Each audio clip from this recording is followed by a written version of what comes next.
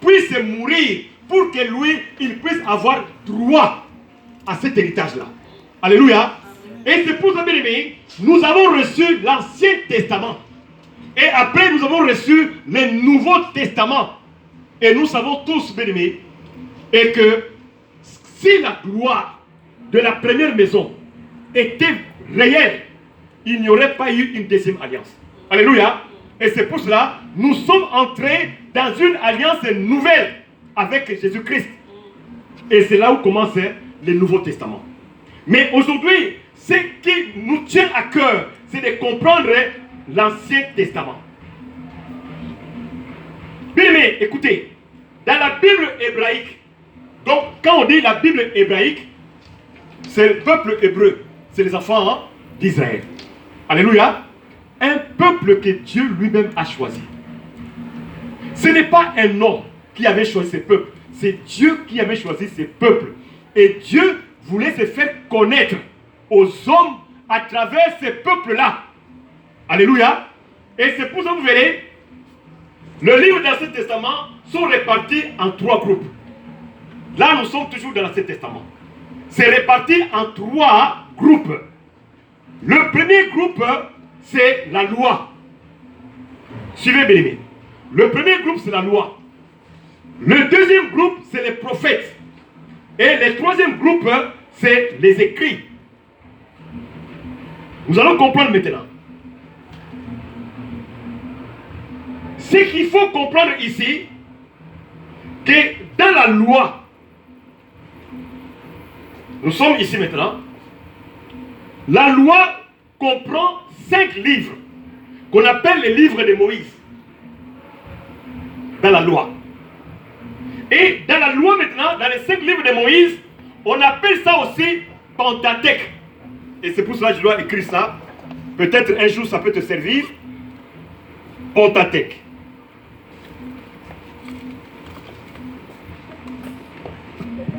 Je vais marquer ça ici. Donc, ces 5 livres-là, on peut aussi, le 5 livres, on peut l'appeler Pentateuque. Est-ce que vous comprenez? Vous voyez? Là, vous pouvez dire. Donc, les 5 livres, on l'appelle aussi Pentateuque. Et un jour, quand on vous parle de Pentateuque, ne soyez pas étonnés. Ce sont les 5 livres de Moïse. Parce qu'à partir de Moïse, bien-aimé, c'est là où on a commencé, bien-aimé, à voir les écrits, à voir ce qui est écrit dans la Bible. Alléluia. Et c'est là où Dieu a commencé à inspirer, à parler aux hommes, à leur inspirer, et il commençait à écrire. Et c'est pour cela qu'on appelle les 5 livres de Moïse Pentateuque. Pourquoi on dit Pentateuque? Parce que dans Penta, vient du mot grec qui signifie 5. Alléluia. Donc, on dit Pentateuque parce que Penta veut dire 5. Et le 5 livres là aussi, on peut aussi les appeler les 5 rouleaux. Ou les rouleaux. Pourquoi on appelle les rouleaux? Parce que, bien aimé, ces écrits ont été retrouvés enroulés sur les papiers qu'on appelle les papyrus. Alléluia. Les papyrus, les scribes écrivaient sur les papiers et ils enroulaient et ils cachaient cela peut-être dans un truc un étui. Pour les protéger. On les protégeait, on les mettait dedans. Alléluia. Et on appelle, quand on l'a retrouvé, on appelait les rouleaux. Bien aimé, vous voyez, là nous sommes dans les 3 groupes, la loi, les prophètes et les autres écrits. Mais dans la loi, il y a 5 livres. Et c'est pour cela, ça commence par Genèse, Exode, Lévitique, Nombre et Deutéronome. Tout ça, c'est les 5 livres qu'on appelle quoi? Le 5 livres de Moïse. Qu'on appelle aussi Pentateuque ou... là, vous êtes des beaux élèves. Amen. Mais il faut comprendre une chose. Dans Genèse, on ne parle que de la création. Alléluia. Amen. Dans Genèse, on parle de la création. Comment Dieu a créé l'univers. comment Dieu a créé les hommes. Et de là à Genèse, nous voyons Adam, la création d'Adam. Et après vient qui? Ève. Amen. Amen. Adam et Ève. Nous sommes encore dans le livre de Genèse. Et voilà, bien aimé, Adam et Ève dans les jardins d'Éden. Ils ont reçu les commandements de Dieu. Dieu leur a parlé. Dieu leur a interdit de toucher à un fruit. Et voilà, bien aimé, là je suis en train d'enchaîner pour que vous puissiez comprendre. Et là, bien aimé, le Seigneur, au premier moment, il n'y avait que Dieu et les hommes. Alléluia. Je ne parle pas des animaux ici. Les animaux sont créés déjà dans Genèse. Mais quand on parle c'est l'alliance. Donc il y avait l'alliance entre Dieu et qui? Les hommes. Et les hommes c'était qui? Adam et Ève. Et voilà maintenant, dans le deuxième niveau, il y a un autre personnage qui a intervenu. Et c'est là où on vient les serpents. Les serpents anciens, c'est Satan. Alléluia. Et c'est ce serpent-là qui a tenté Ève. Et quand le serpent a tenté Ève, en disant quoi à Ève? N'est-ce pas, est-ce qu'il est écrit? N'est-ce pas, est-ce que Dieu a dit réellement ceci? Alors, comme Ève était aussi au courant de ces fruits-là à travers Adam, mais Dieu n'avait pas parlé directement à Ève. Parce que Dieu avait parlé à qui? À Adam. À Adam. Et c'est pour ça, bien aimé, Ève se trouve devant un dilemme. Elle se trouve devant quelque chose qu'on lui a transmis. Et là, il y a eu des doutes. Et Satan lui a révélé qu'en mangeant cet arbre, ces fruits, tes yeux vont s'ouvrir. Et quand on dit tes yeux vont s'ouvrir, quelque part, c'est la sorcellerie. Alléluia. Alléluia. Bien aimé, les yeux s'ouvrent. Cela veut dire que là où l'homme ne voit pas, tu peux voir. Il faut écouter ce que je dis. Quand on dit mes yeux sont ouverts, ça veut dire que là où l'homme naturel ne voit pas, toi, tu peux voir. Et maintenant, c'est ça qui a poussé Ève à vouloir voir de loin, à vouloir expérimenter ce qui est nouveau. Et là, maintenant, elle est tombée. À partir de ce moment-là, le péché est entré. Le péché est entré. Et quand on parle de péché, il y a automatiquement la sentence. Alors que dans l'alliance entre Dieu et l'homme, l'homme était immortel. La Bible déclare que créons l'homme à notre image et à notre... Donc l'homme était l'image de Dieu. Et l'homme ressemblait à qui? À Dieu. Et l'homme était aussi Dieu, quelque part. Amen. Amen. Il était immortel. À cause du péché d'Adam et Ève, la mort est entrée. Et c'est là où on dit, le salaire du péché, c'est là. La mort. Mais écoutez bien, ils ont péché. Ils sont aperçus que c'était nu. Mais ils ne sont pas morts. Alléluia. Alléluia. Ils ne sont pas morts. Pourquoi j'insiste là-dessus? Ils ont péché, mais ils ne sont pas morts. Bien aimé dans le Seigneur, les dangers viennent quand le parent pêche. La sentence de foi ne tombe pas sur le parent, mais les conséquences viennent aux enfants. Alléluia. Alléluia. Et c'est pour ça que vous allez remarquer, même Job, que nous avons, j'ai exhorté dernièrement, Job, quand il est rentré chez lui à la maison, il priait pour lui, il priait pour sa femme, mais il priait pour ses enfants. Alléluia. Il se disait, peut-être mes enfants ont failli, peut-être mes enfants ont fait quelque chose qui a offensé Dieu. Pourquoi, bien-aimé Seigneur? Nous, étant que parents, nous avons des devoirs. Parce que quelque part, nous sommes leur protection. Amen. Nous sommes aussi leur Dieu. Alléluia. Amen. Ce qui te touche automatiquement à tes enfants. Amen. Même la Bible dit, on attaquera le berger pour que les brebis soient éparpillées. Alléluia. C'est très important que nous puissions comprendre ces choses-là. Voilà, bien aimé, le péché est entré. Et là, ils ont eu, parce que la Bible déclare, Dieu avait dit à Adam et Ève, multipliez-vous et remplissez la terre. Alléluia. Ils ont eu 2 enfants. Le premier c'était qui? Caïn. Et le deuxième? Abel. Mais je vous ai dit que il y avait le péché. Il y avait le péché. Ils ont eu maintenant la connaissance du bien et du mal. Et voilà, bien aimé, comme le péché était déjà entré, et laisse-moi te dire, Dieu marche avec des principes. Et c'est pour ça que vous allez remarquer une chose. Dans beaucoup de familles, le premier enfant est toujours sujet à des combats. Alléluia. Amen. Alléluia. Amen. Parce que même Dieu, quand on lui donne l'offrande, il ne demande pas la seconde. Il demande toujours les prémices. Prémices veut dire premier.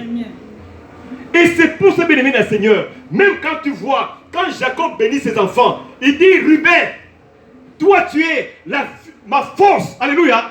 Parce que, bien-aimé, un homme qui n'a jamais eu des enfants, le premier jour qu'il a un enfant, cet enfant-là qui est le premier garçon ou la première fille, c'est toute sa force, alléluia, qui est dans cet enfant-là.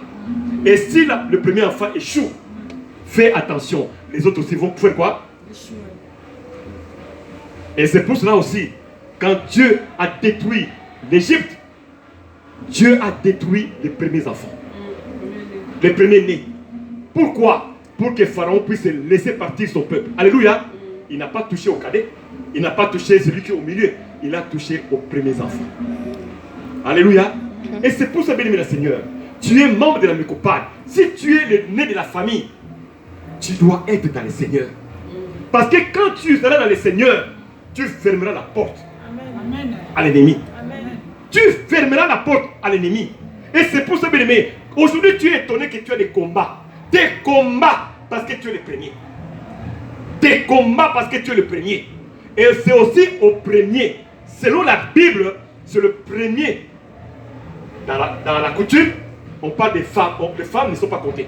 Alléluia. Mais dans l'héritage, c'est le premier garçon qui reçoit l'héritage. Est-ce que vous comprenez? Est-ce que vous comprenez?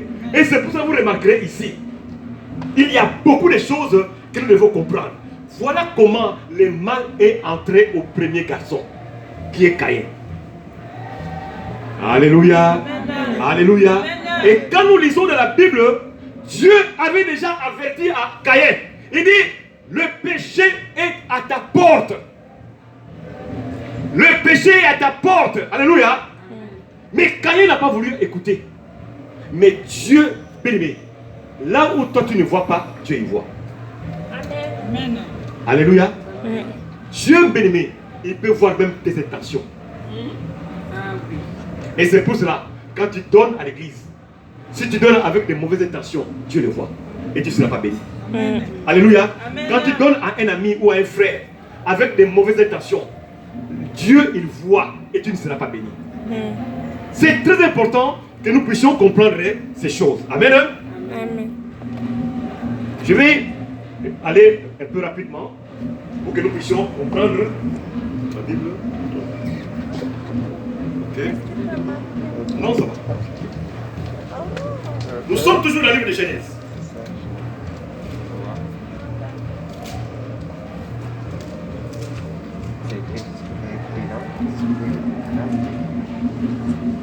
Alléluia.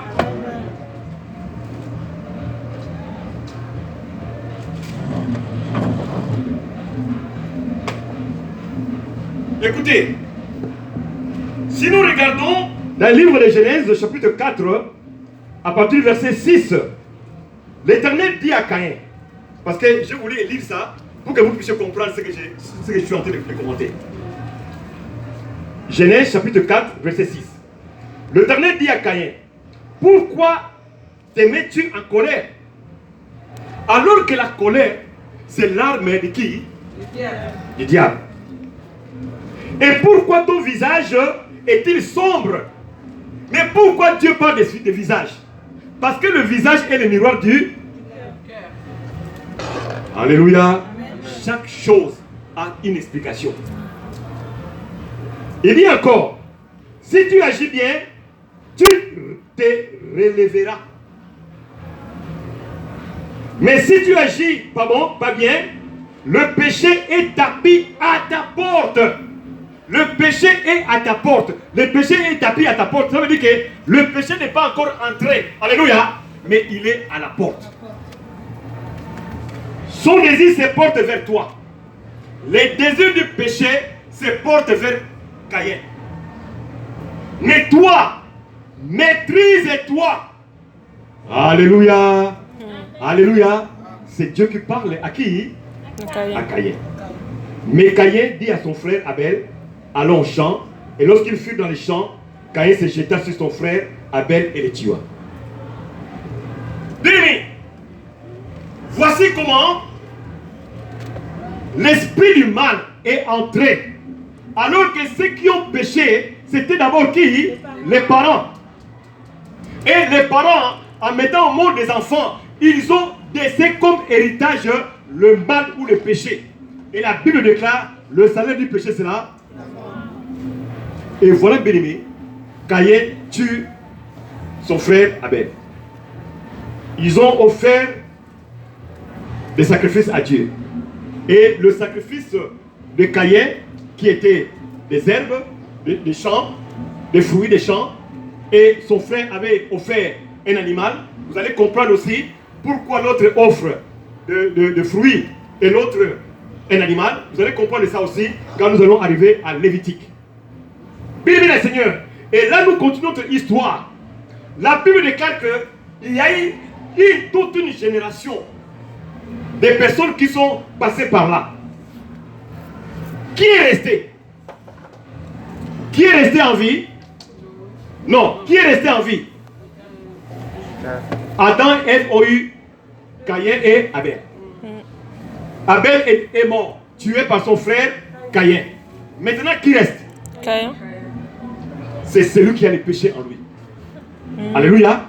Et à partir de Caïn, le monde a commencé à se développer. Et vous comprenez? Et c'est pour cela que je tire l'attention de l'église. Bien aimé, le mal n'a jamais que le mal. Dans la famille, s'il y a quelqu'un qui était sorcier, s'il y a quelqu'un ou un ancêtre qui avait des problèmes dans le monde des ténèbres, il laisse toujours des héritiers. Ces héritiers-là, bien aimés, ils vont combattre la famille. Ils vont détruire la famille. Parce qu'en eux, il y a la sémence du mal. Et c'est pour cela, vous voyez, à partir de Caïn, il y a toute une génération de peuples qui sont passés. Alléluia. Alléluia. Écoutez bien, vous pouvez lire ici, au verset, toujours chapitre Genèse 4, à partir du verset 17. Caïn s'unit à sa femme et elle devint enceinte et mit au monde Enoch. Ensuite, Caïn bâtit une ville qu'il appela Enoch. Bien, mais vous allez remarquer ici que le monde a commencé à continuer. Et Caïn a eu plusieurs enfants. Mais le mal était en lui et à sa descendance. Alléluia. Écoutez bien aimé. Après la Bible déclare aussi qu'il n'y avait pas seulement Adam et Ève qui étaient les enfants. Donc ce n'est pas Caïn et Abel qui étaient les enfants d'Adam et Ève. La Bible dit au verset 25, Adam s'unit encore à sa femme et elle mit au monde un fils qu'il nomma Seth. Car dit-elle, Dieu m'a suscité une autre descendance pour remplacer Abel que Caïn a tué. Alléluia. Heureusement, heureusement, il y a une autre génération qui est née d'Adam. Alléluia. Parce que, bien aimé, cette génération-là est venue remplacer Abel. Amen, amen. Alléluia. Alléluia. Est-ce que vous comprenez? Amen. Dieu, dans son plan, Dieu, dans sa miséricorde, ne peut pas laisser un mauvais fruit engendrer encore d'autres fruits. Alléluia. Et Dieu a suscité, bien aimé, une autre génération à travers Seth. Et c'est cette génération-là où sort, bien aimé, Noé. Alléluia. Et dans cette génération-là sort Noé. Mais le mal était déjà dans le pays. Et c'est pour ça, bien aimé, Dieu a encore averti son peuple. Et personne ne voulait écouter. Et Dieu a choisi Noé pour parler à ce peuple-là. Que l'odeur du mal est arrivée vers moi. Je vais détruire ce monde. Mais personne n'a écouté. Et vous connaissez tous l'histoire. Bien aimé la Seigneur, il y a eu quoi? Le déluge. Le déluge. Vous voyez, nous sommes toujours où? Genèse. Nous sommes toujours à Genèse. Il y a eu le déluge. Et après le déluge, bien aimé, nous voyons que Noé est sorti avec ses fils vivants. Alléluia. Alléluia. Écoutez encore. Dieu a sauvé Noé et ses enfants. Et la vie continue. Il s'est passé quelque chose encore. Nous sommes dans le livre de Genèse, chapitre 9. À partir du verset 17.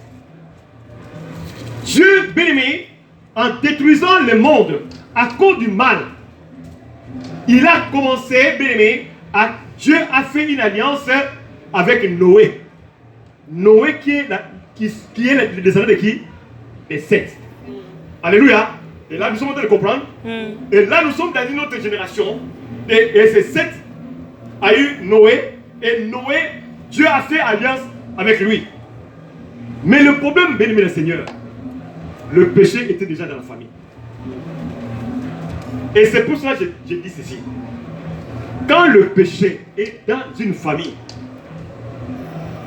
le péché amène le péché. Le mal engendre le mal.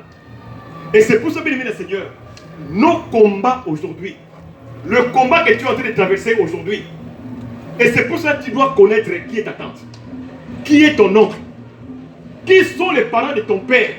Il faut les connaître l'histoire. C'est très important. Amen. Parce qu'il y a d'autres combats. Tu peux te retrouver à travers l'histoire de ton père ou à travers l'histoire de ta mère. Mais ce sont des choses que nous ignorons tous. Alléluia. Tu ne peux pas bien combattre si tu ne connais pas ton origine. Tu ne peux pas faire de bons combats. Et là, nous voyons bien aimé que Noé a fait alliance avec Dieu. Et cette alliance, Dieu a dit à Noé, je ne détruirai plus le monde. Alléluia. Parce qu'il y a eu le déluge. Mais malgré ça, écoutez bien. Verset 17. Nous sommes dans Genèse 9, verset 17. Dieu répéta à Noé, tel est le signe de l'alliance que j'ai établi entre moi et toi, créature qui vit sur la terre. Le fils de Noé qui sortit du bateau s'appelait Sem, Cham et Japheth. Alléluia. Et Japheth était le père de Canaan. Je saute au verset 24. Quand Noé se réveilla de son ivresse, il apprit ce que son plus jeune fils avait fait. Mais qu'est-ce qui s'est passé? Noé, verset 20, Noé s'est mis à cultiver la terre. Et il planta une vigne. Il en but le vin et s'enivra. De sorte qu'il s'est mis tout nu sous sa tente. Cham, le père de Canaan, vit son père nu. Alléluia. Ça aussi, on en parlera quand on sera dans le livre de Lévitique. Bien-aimé le Seigneur, en passant, je donne un conseil. Pour les parents qui se lavent avec les enfants dans la même douche. C'est une malédiction. Alléluia. Alléluia. Un enfant, quel que soit son âge, ne peut pas voir la nudité ni de son père, ni de sa mère. Évitez de vous maquiller ou de mettre des produits dans la chambre. Il faut toujours fermer la porte de la chambre. Et aussi les enfants, avant d'entrer dans la chambre des parents, il faut faire quoi? Toquer la porte. Amen. Hein? Amen. Vous risquez de ramasser la malédiction que vous n'avez pas planifiée. Amen. Hein? Il avait dit, alors Sem et Japheth prirent la tunique de Noé et la placèrent sur les épaules. Puis ils marchèrent à reculons vers leur père et le mit et le couvrirent. Mais là nous voyons ici que Noé, par sa bêtise, parce que aussi Noé, ses ancêtres étaient des pêcheurs. Alléluia. On a fait les champs de légumes ou de faire des champs de concombres. pour des ignames, lui, il cultive quoi? La vigne. Et quand il a cultivé la vigne, il a commencé à boire. Bien aimé, quand on boit l'alcool, on finit toujours par être ivre. Non, que personne ne vous dise que bois un peu, bois avec modération. Non, un bon chrétien ne boit pas. Un bon chrétien ne fume pas. Alléluia. Parce que bien aimé, tout ce que tu fais peut avoir des conséquences dans ta vie. Et là, nous voyons ici Noé qui a cultivé le champ de vignes. Il a pris du vin. Il n'avait pas le souhait de s'enivrer. Mais l'ivresse est arrivée. Et quand il était ivre, il ne pouvait plus se contrôler. Et il est resté nu. Et les enfants ont vu. L'enfant qui a vu, c'est Cham. Cham a vu son père nu. Il est parti dire à ses frères, venez, venez, papa est nu. Et quand les frères sont arrivés, les frères étaient enseignés. Ils sont venus, ils ont pris le pagne, ils venaient comme ça en reculant pour couvrir leur père. Mais celui qui avait vu la nudité de son père a été maudit. Alléluia. Amen. Alléluia. Maudit soit Canaan, qu'il soit le dernier des esclaves de ses frères. Vous comprenez, mes bébés? Il y a des gens qui ne réussissent pas. Il peut avoir des diplômes, il peut tout faire. Bébé, il ne réussit pas. Il y a beaucoup de conséquences dans ce que nous faisons sans pour autant se rendre compte. Et c'est pour cela, si toi, un jour, tu as vu la nudité de ton père ou de ta mère, tu ne l'as pas fait exprès, viens voir le pasteur. Tu dois passer à la délivrance. Parce que cela risque de bloquer ta vie. Mais ça bloquera aussi la vie de tes enfants. Alléluia. Parce que la malédiction, quand la malédiction frappe, elle frappe jusqu'à la 3e et à la 4e génération. Alléluia. Bien aimé. Et là, nous continuons l'histoire. Nous voyons comment le monde a évolué. Et jusqu'à ce que Seth, à travers la famille de Seth, Seth a eu comme enfant, beaucoup d'enfants. Et parmi ces enfants-là, il y a eu Terah. Et Terah, c'est le père d'Abraham. Amen. Amen. Nous pouvons acclamer le Seigneur. Amen.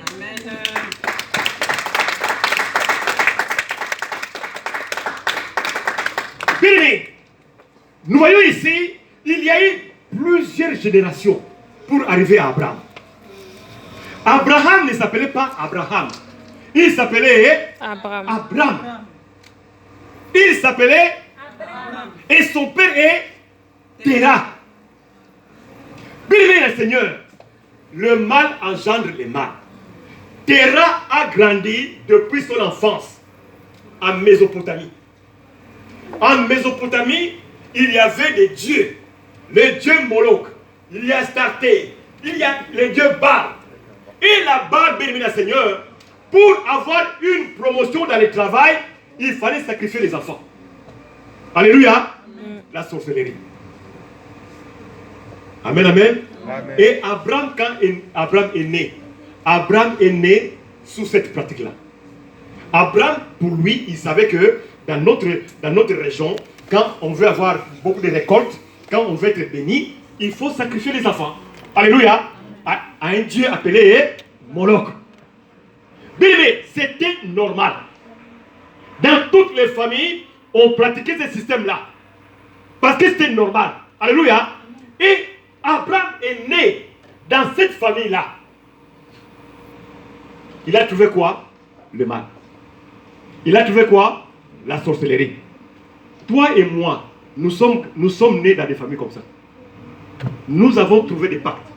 Nous avons trouvé des alliances. Nous avons trouvé, bien aimé, des totems. Ah, chez nous, on ne mange pas la poule. Tu ne te poses même pas la question, pourquoi vous ne mangez pas la poule? Ah, chez nous, on ne touche pas à la tortue. Tu ne te demandes jamais pourquoi on ne touche pas à la tortue. Et surtout, ici, nous sommes en France. Et quand on veut se marier, non. Dans notre famille, on ne peut pas se marier sans donner un sac de sel. Mais ce que tu ignores, tu ne connais pas la signification du sel. Nous sommes en France. Et on te demande un sac de sel. Mais si tu n'es pas enseigné, tu es comme un cadavre. Alors que, on peut avoir des mariages dans nos familles. Nous sommes en France. On demande en liquide. Un sac de sel, non. Donnez en liquide. Oh, 5 casiers de pelles fortes. Donnez en liquide. Combien de fois j'ai rencontré des familles? J'étais dans un mariage, c'était à Blaménil, où les deux familles ont eu un conflit. Pourquoi? Parce que la famille de la femme, ils ont dit, nous, on a demandé de casser des bières. Et l'autre famille, c'était une famille qui était enseignée. Il dit, non, nous, on ne donne pas de casser des bières, mais on peut donner en espèces. Il dit, nous, l'espèce, on ne prend pas. Bien aimé, on est resté depuis 14 h jusqu'à 18 h. Mais alors que leur fille est dans l'église. Et les parents, la maman venait à l'église. Papa venait à l'église. Mais bien aimé, ces jours-là, j'ai vu comment les gens considèrent la coutume. Ils viennent à l'église, mais ils sont attachés où? À la coutume. Mais laisse-moi arriver à Lévitique. Tu vas dégoûter la coutume. Alléluia. Bien aimé les seigneurs, nous voyons ici comment Adam et comment Abraham est né dans cette famille-là. Mais nous souviens-toi que depuis Adam et Ève, le monde est sous la malédiction. Le monde est sous le péché originel. Le péché de qui? Dans Adam et Ève. Et le mal est entré. Et la Bible déclare le salaire du péché, c'est la mort. Bien aimé, la mort, Dieu ne nous a pas créés pour mourir. C'est le péché qui a mené là. Et vous allez remarquer, même il y a beaucoup de serviteurs de Dieu. Il y a Noé, il y a Enoch. Bien aimé, ils sont arrivés à des âges, quand on te dit 830 ans, 930 ans. Jusqu'à ce que Dieu a vu que non, ce peuple, je l'ai choisi. Ce peuple, je marche avec eux. Ce peuple, je vais les aider à sortir du péché. Mais ils continuaient à pécher. Parce que, bien aimé, nous sommes conçus dans le péché. Alléluia. Nous sommes conçus dans... Et nous grandissons dans le péché. Et c'est pour cela que je donne un conseil. Une femme qui s'accouple avec son homme, avant cela, ils ont eu des disputes. Il y a la mésentente. Il y a des conflits. L'enfant qui naît, cet enfant-là est né dans des problèmes et des soucis. Cet enfant-là, sa vie est gâtée. La même nuit, je parle. Parce qu'il y a des couples, ils se disputent les jours, et la nuit, ils sont dans la même chambre et ils font l'amour. Cet enfant qui naît déjà dans des problèmes. De la même manière, quand une femme fume pendant sa grossesse, les tabacs affectent le fœtus. La même chose aussi, le péché peut affecter les fœtus.